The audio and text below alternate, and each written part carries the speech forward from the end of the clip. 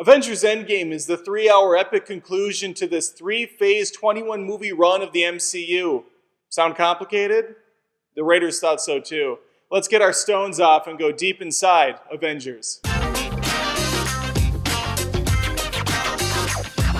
There are two camps of people that will be going to Endgame. Those that have seen all 21 movies leading up to this 22nd and can't wait to watch their heroes again on the big screen. Some, presumably for the last time. The latter group is definitely doing themselves a disservice by not seeing those previous entries. I've seen some one-off reviews here and there that say Endgame works as a standalone film.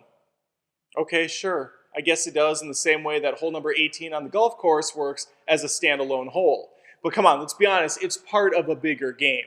I normally would list off the primary characters in a movie, but the potpourri of talent on display is rivaled by none. That's not to say all these characters get equal moments to shine, but the Russo brothers do an incredible job giving intimate moments for almost everyone we've seen in past outings. Endgame, of course, is the direct follow-up to Infinity War, and the consequences of the Avengers' failure is on the screen in all its horrific glory. We spend a lot of quality time with the Avengers' main cast, the OG crew here. This is very much a Tony Stark picture, a Thor Odinson picture, Steve Rogers picture, everyone that was in that trust circle in the first Joss Whedon Avengers film.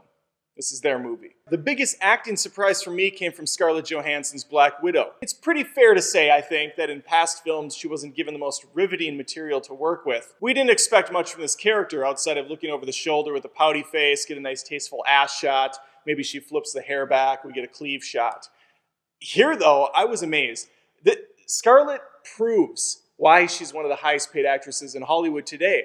She gets a chance to shine. She gets a chance to earn that paycheck. Downey's character has grown the most over the saga's run, and he continues to play this part as effortlessly as Stark himself does when figuring out a solution to a problem. Paul, IMD aging in real-time Rudd is such a joy to watch. I was very happy to see him again, and not just there to deliver well-timed jokes. He has skin in the game along with the rest of humanity, and it shows through. We also have the Avengers' favorite punchline, Hawkeye, America's everyman. Jeremy Renner has gone from one of the most eye-rolling characters in early films to one of the most sympathetic, relatable ones. And this time he goes full-blown John Wick. He's got a score to settle and he doesn't care who gets in his way. Unfortunately, we don't have the slick moves John Wick does.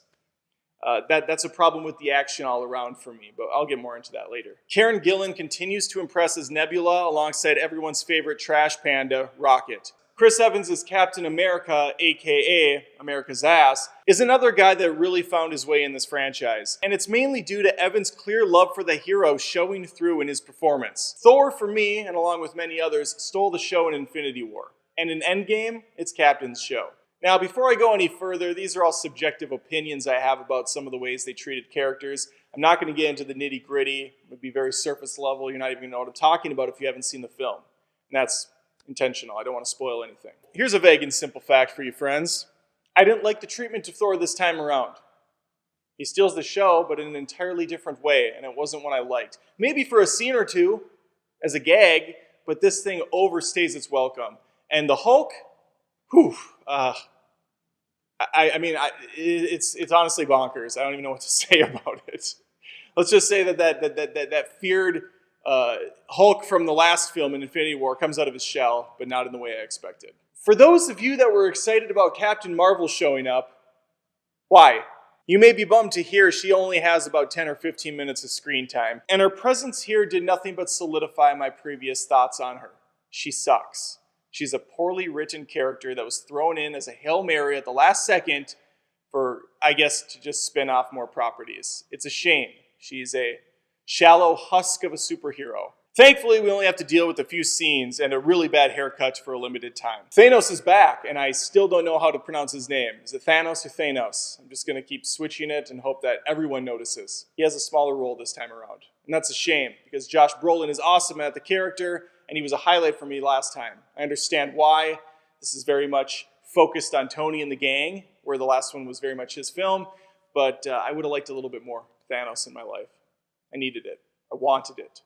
Instead, he comes off more like, past villains, what we expect from this series, where they're just in the background. I barely scratched the surface as far as the characters go, but I'm going to move things along. I could do this all day.